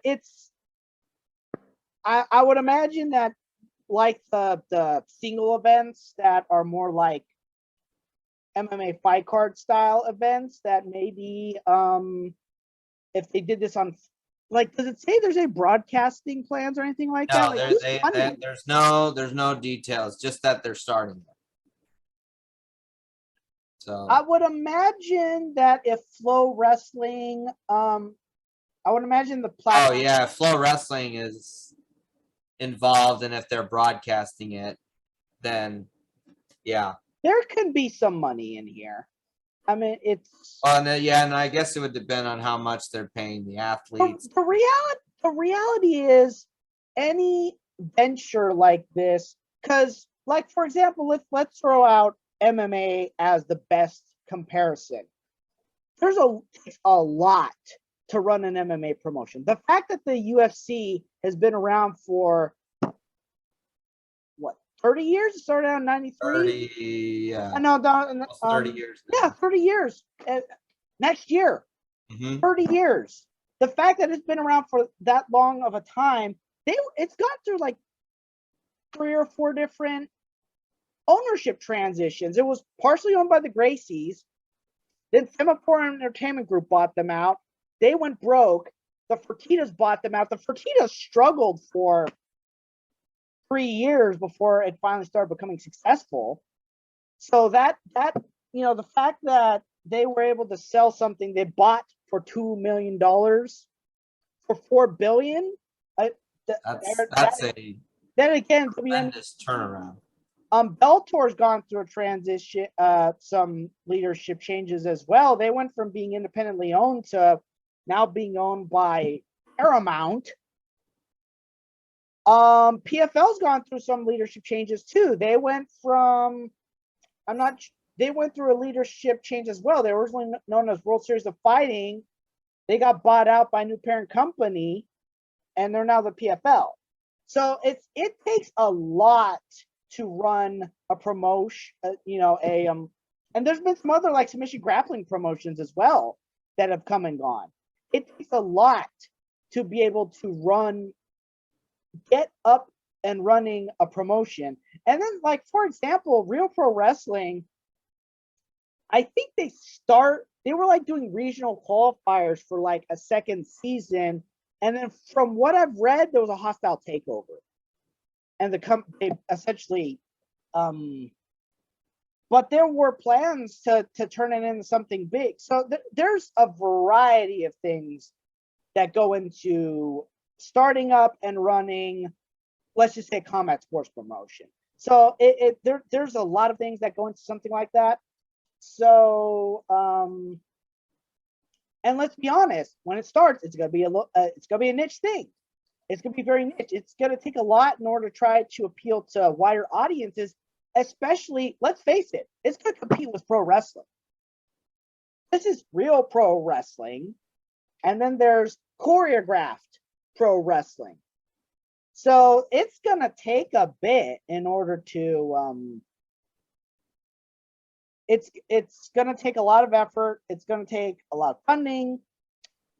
There is the chance it could succeed, but like I'm gonna go to MMA. You see the number of MMA promotions that have come and gone over the years. World Fighting Alliance, Strike Force, Elite XC, Affliction, Pride. We know Pride. There's just a lot of some of those were bought out by the UFC. Yeah, but yeah. I mean, how many of those actually folded on their own? Elite XC folded on their own. The International Fight League folded on their own. Affliction folded on their. Yeah, Affliction pretty much folded on their own, and the UFC bought the assets.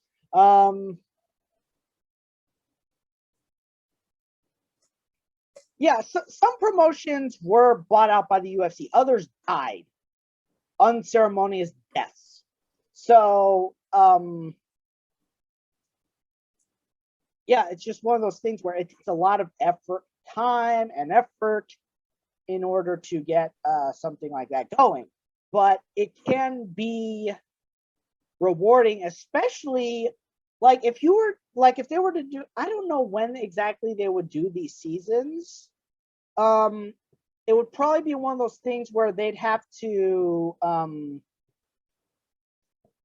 be realistic and just not draft college wrestlers unless they're. Oh no, yeah, you can't draft college wrestlers. Yeah, it's like let these guys finish up. College wrestling is struggling enough as it is. It's not like college football or college basketball where it's like you got one person drafted and you've got another person, however many people to fill that spot. It's college wrestling is kind of a little bit more of a delicate situation. So it would be better if you just not let that happen. So yeah, it's possible. We've seen some pro wrestling projects happen before, but we'll just have to wait and see if yeah, we'll just have to wait and see how this goes. All right. With that being said, yep, American Wrestling League. Did they say when it would start? It said fall 2022. Oh, okay. So it sounds like it's like, well, who are they going to draft? Who's going to accept being drafted? And then, yeah, I think it's going to come down to, well, where are they going to be allowed to train? How much are they going to be making? Because like you said, the reason why wrestling's been losing a lot of people is because they go to MMA where they can make money. Or, in certain cases, they'll go to, WWE or fight, those types of promotions because the reality is the guys who go into WWE, they were A, offered big money, B, they were willing to do something that's a performance more than a competition. So yeah, like Kurt Angle, he was willing to accept the money. Brock Lesnar, he was willing to accept the money. Bobby Lashley was willing to accept the money. Gable Stevenson is willing to accept the money. one example of someone who wasn't willing to accept the money because he wanted to keep competing was Rulon Gardner.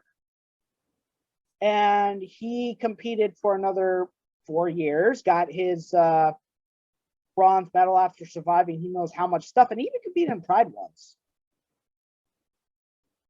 So yeah, we'll just have to wait and see how all this goes. It'll be interesting to see how it goes.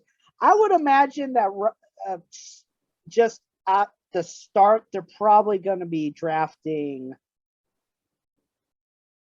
Because they said how many wrestlers? 120, 60 men, 60 women. I would imagine that they'd be willing to accept some Greco guys in there as well if the guys want. Well, yeah, if they're willing to do freestyle, that's the thing. This is going to be a freestyle only league. Yeah, but I bet you if Greco were to become an official division for women, they might expand this. We'll just have to wait and see how this goes. It'll be interesting to see what happens, especially after. Wait. Oh, they already did the Q&As. Right, they would have done the Q&As yesterday, so we'll have to see what they're gonna say. So I guess if we're able to find the Q&A, like a list of the Q&As, then maybe we can go over that next week. Maybe. Oh, okay. All right, so moving on to tidbit number 5. More programs are being added. Quincy University of Illinois is adding both men and women's wrestling. They are D2, and their inaugural season is going to be fall of this year. So Quincy University has announced both men and women's wrestling will be added to its varsity intercollegiate lineup. Competition will begin 2022. So consideration of wrestling was accelerated after Hannibal LaGrange and Lincoln College, both NAIA member region institutions, recently announced the closing of their wrestling programs at the end of this academic year. So the NAIA is losing a few programs, but so we used to duel Hannibal LaGrange at MOBAB. Oh, really? Yeah, they were one of our easy wins because their team. Well, to be fair, MOBAB did at one point start to do pretty well in NAIA wrestling. Hannibal LaGrange was in the lower second tier.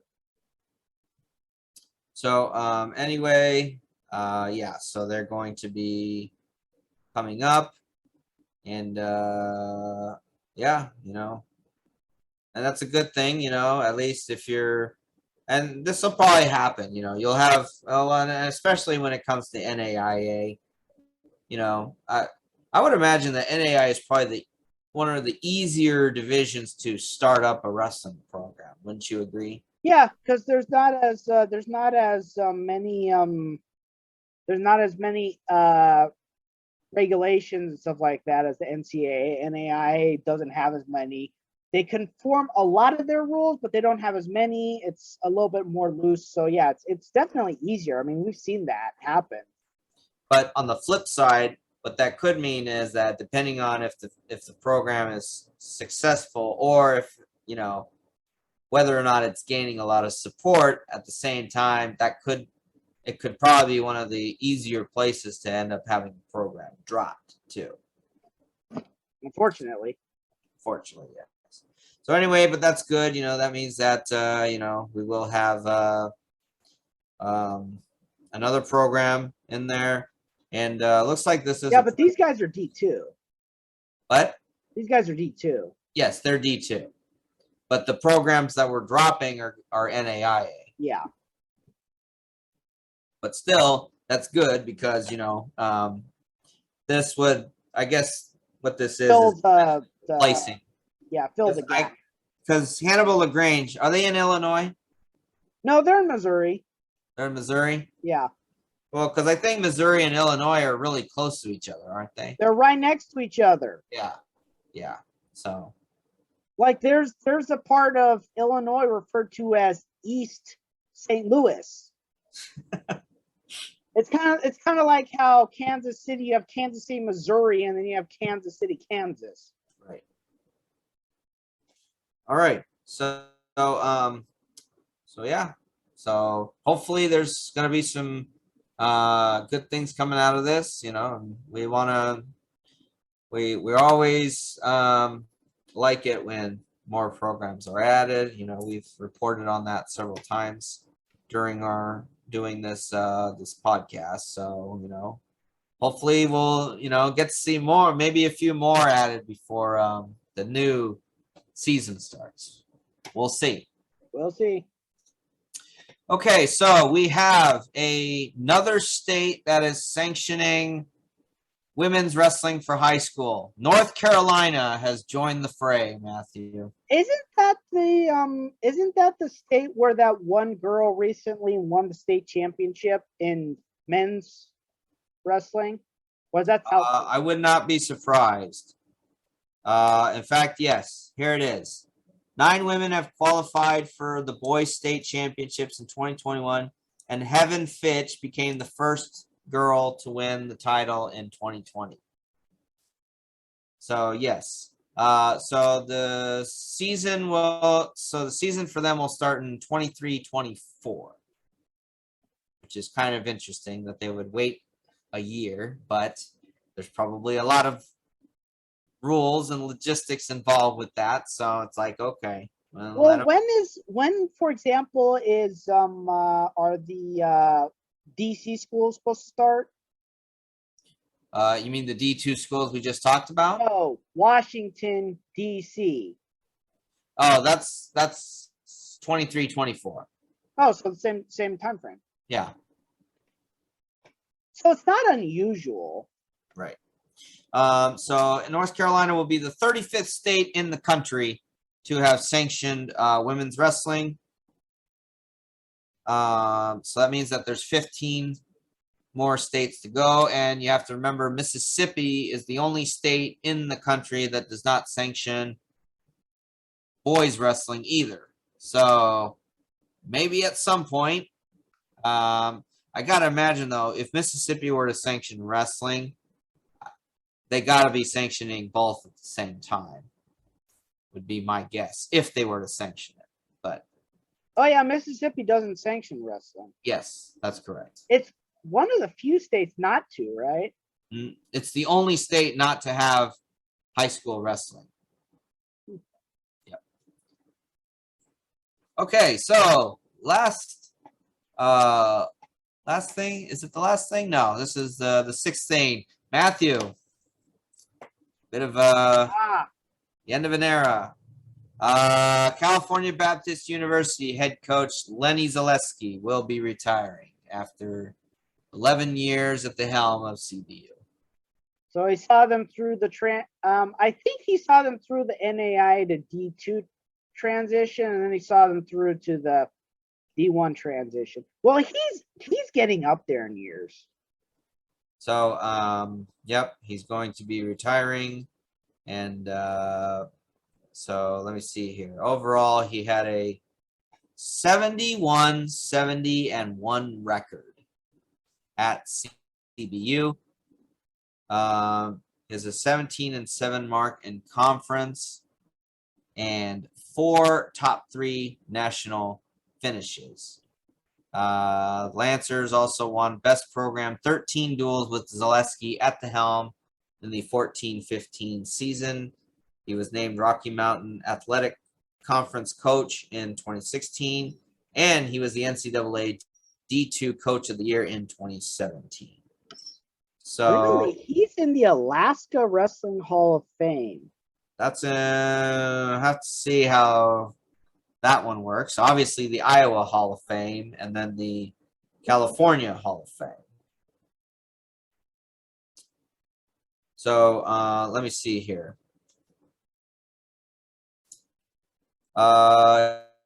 coached his wrestlers to a total of 35 All-American awards and 7 individual national championships, including 3 at the NCAA level. As an NCAA D1 member, CBU produced 9 All-American finishes and 1 champion in 3 seasons at the National Collegiate Open. So that means 9 wrestlers competed at the National Collegiate Open and were able to get All-American. Now, one of his 7 individual national champions is Jimmy Martinez, who is a alumni of Santa Ana College, and Jimmy was a 2-time All-American for Santa Ana College. Plus, that one of those includes being a state championship on the 2009 championship team, which I had the privilege of being the team manager for that season. And then I do know that Jimmy Martinez in his junior year made the finals at the NCWAs, and then he won the NCWAs his senior year. So that's another SAC alumni that we can talk about. So let me see here. Oh, okay, yes, that's right. So Zaleski came to CBU after he was the head of UC Davis, which we know what happened with them. And he was a 3-time NCAA All-American, former assistant coach at Iowa.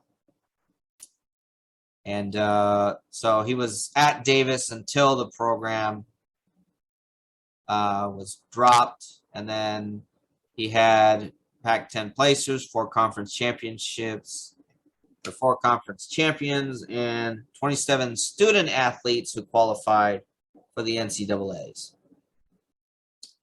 He was Pac-10 Coach of the Year, and he coached the Aggies' first ever NCAA D1 national champion in any sport. They cut the program. Yeah.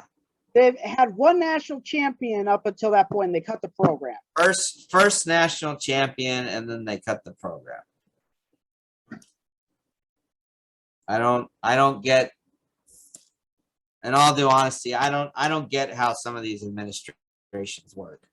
The athletic directors, genuinely don't understand. Like some of these athletic directors, I wonder, like, did you even play sports? No, a lot of them did. The bureaucrats. Yeah. Like we've got plenty of stories about the bureaucrat that we had to deal with at SAC, both of us. Me as a journalist, and you as a member of the coaching staff. So let me see here. Zaleski, well, 3-time All-American at Iowa. Yep. And first coaching job, coached under Gable. There's the Alaska connection. Yep. 8 seasons as the head wrestling coach at Palmer High School in Palmer, Alaska. We'll have to see if they did anything up there, because he probably did. Yeah. Okay. Well, so with that being said, so Matthew, yeah. Does it say who? Oh, look at his assistant coach. His former champion from UC Davis. It's going to be the interim head coach. So he's about as qualified as Zaleski. Yep.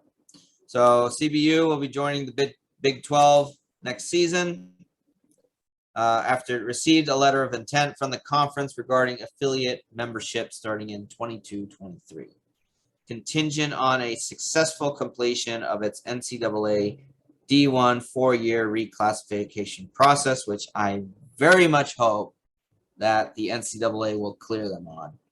I think we're tired. I think we're all tired of CBU having to play this. It seems like it was forever But it was only 4 years.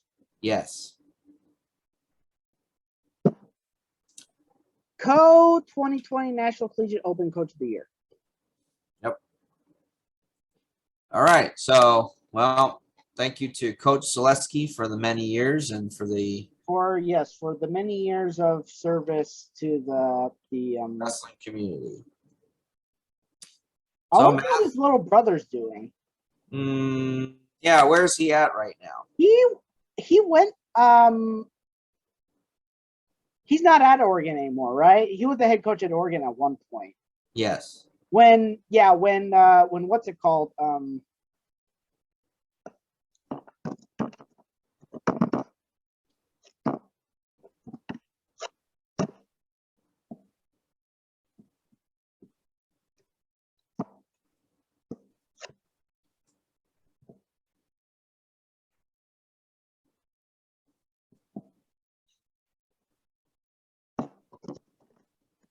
Well, while you're finding that out, let me go into the last topic that we have, news topic for tonight, which I think you'll find this interesting. So the NFHS is easing restrictions on facial hair for 22-23 season, starting in the 22-23 season. So someone could look like me and they'll be okay to go out and wrestle. They don't have to wear like the face mask and all that anymore. They were making him wear face masks.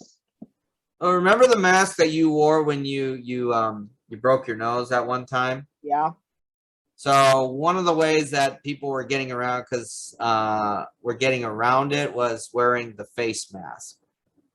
That was uncomfortable and it was sweaty in there. Yeah.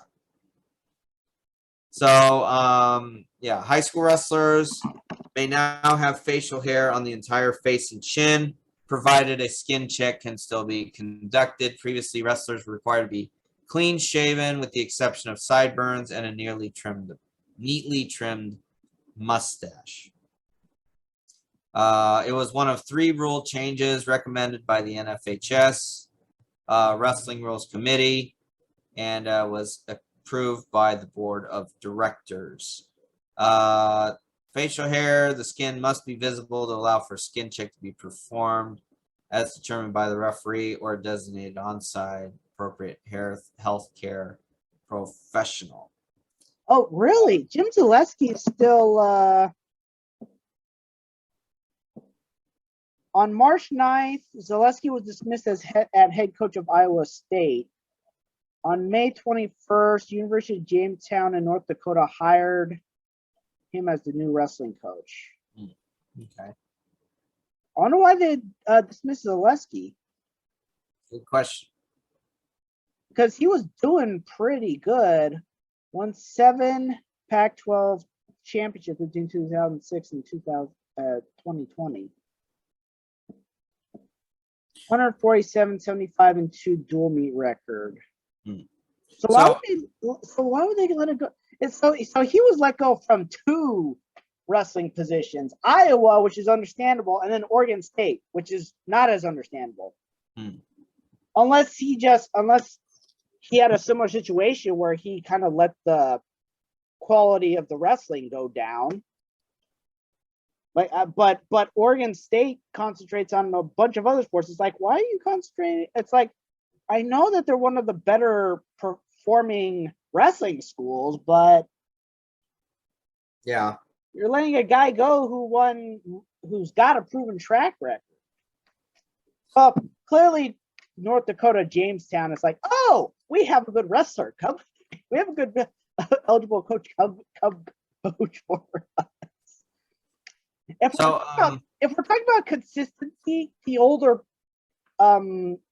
Dave was the better overall consistent coach. Yeah. Because Jim won 3 championships out of the gate, and then things just went downhill from there. Then he goes to Oregon State. Things do pretty good, and all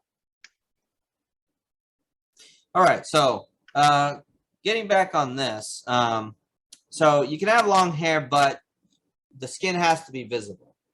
So the goat I have would kind of have to be reasonably trim.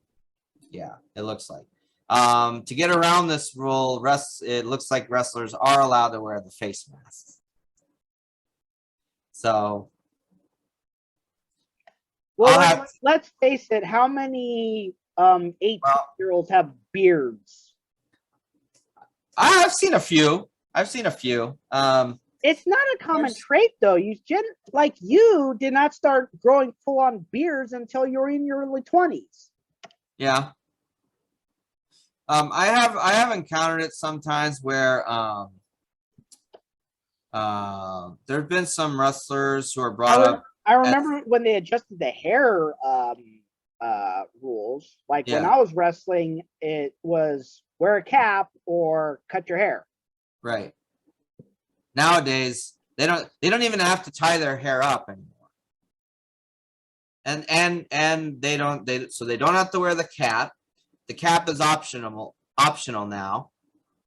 They don't even have to secure their hair.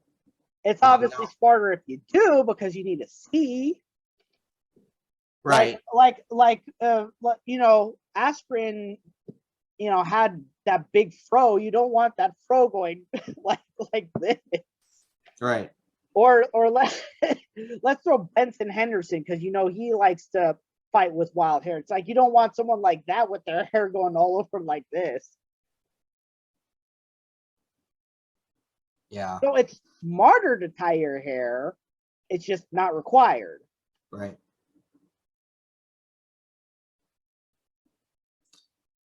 So let me see here. I think another thing, so it looks like another change that's coming is Rule 421 permits wrestlers to wear hair control devices and other adornments in the hair that are securely fastened and do not present an increased risk to the wrestler or opponents.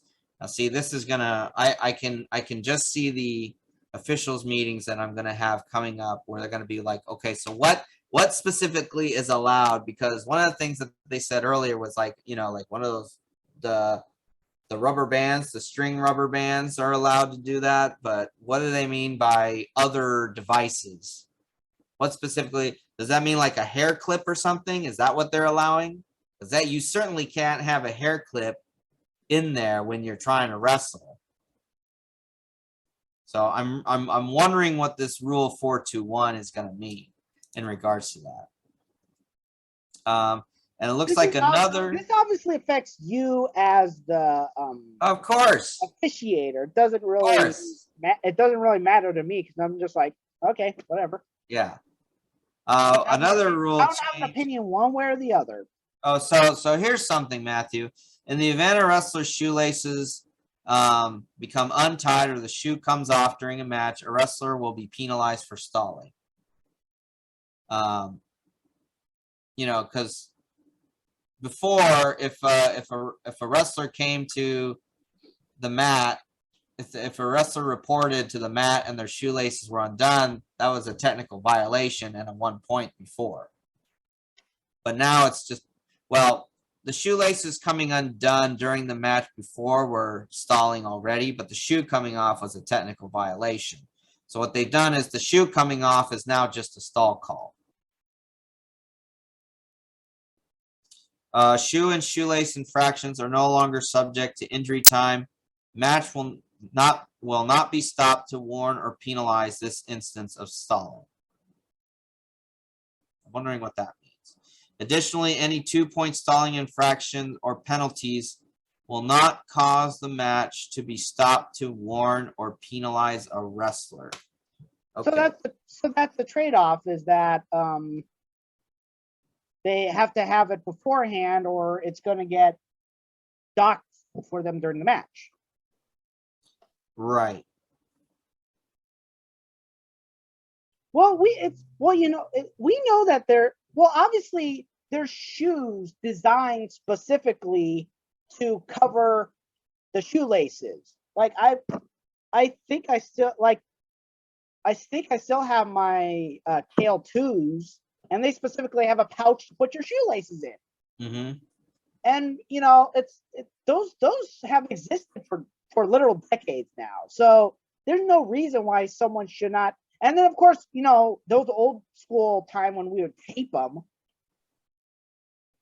So there's no reason you shouldn't show up. There's no reason why you should show up on the No, mat. there's no reason why you shouldn't have your shoelaces tied. Yeah, they should be secure. But, you know, some kids just don't understand that. They forget. It is what it is. Well, it's like we know how they are. They're high schoolers. They don't. Not everything's not up there. In some ways. In other ways, you know, let's talk about the Peterson brothers. the very bright Peterson brothers, who were, you know, book intelligent, but their street smarts were just. Yeah, stories of wrestling. Yeah, speaking of, you know, yesterday I did officiate at a freestyle tournament. So, you know, last time I officiated, I didn't do so bad when it came to freestyle. Like, I got a crash course on how to do it. It's like, okay, takedown 2. I got that. Yeah, but then the tricky part is having to watch for, like, initiated throws, who pushed who out and stuff. And, you know, so yesterday would have been one of those days where I would have been more appreciative of having like being a part of a 3-man team versus having to call it on my own. You know, so I'm gonna have those moments when it comes to freestyle and stuff. Which, by the way, I saw Aaron Cross yesterday. And how'd that go? Went okay, except for maybe a few moves I called that went against some of the VP wrestlers. Like, hey, man, you know, I got to call as I see it. You know, nothing personal. Yeah, but anyway, so Math, I think we will go ahead and close it out. We've been at this for a while, and so hopefully, so for those, I should know. My reaction was that my relationship with Aaron Cross, despite him being my former coach, is very similar to my relationship with Steve Lawson, in that I will call him an interesting individual and leave it at that. Yeah. There's several guys in the Orange County coaching scene who we could best describe as interesting characters. Yes, yeah. Interesting characters is a good way of putting it. All right, Math. Well, again, thank you as always for being around, and again, we'll have to see how things are going to go next week. Yep. And hopefully we'll have some good topics to bring up then. So, Math, where can people find us on our videos? So YouTube and Rumble is where our video podcasts are. And then we're on Acast, Apple, Spotify, and Google. We are looking at possibly doing essentially subscriptions, which we would qualify as sponsorships on Acast. Decision still forthcoming, but in that case, you would be welcome to basically, if you want to put a business or, you know, just a happy birthday message or anything like that, then we would be happy to do that on. Well, it's something we're exploring. No set rules yet. And then also more platforms to be added in the future. I know that I've been saying that for a while, but also be sure to check out our clips in addition to the regular podcasts. In some cases, those are actually more popular than the podcast themselves. So. And so Matthew also operates MMAfreak.com, and that's his side project for covering MMA news and such. And he also does podcasts with his writing mates over there, and also some interviews I've seen him do. So make sure to visit him on there. And also the MMA Freak operates a Twitter, which is MMA Freak Out. So make sure to follow them. And you can also find Matthew on his regular Twitter at Matthew Salzer. So make sure that you give him a follow over there too. And we will try to look at, at least for the Samurai Brothers Wrestling, at least making an official Instagram sometime soon. We're hoping, but we'll have to see how that going. Right now, we're just trying to get everything up and running. So again, thank you to all for joining us, and hope you have a great rest of your week, a great start to your May 2022, and we'll be seeing you all next week.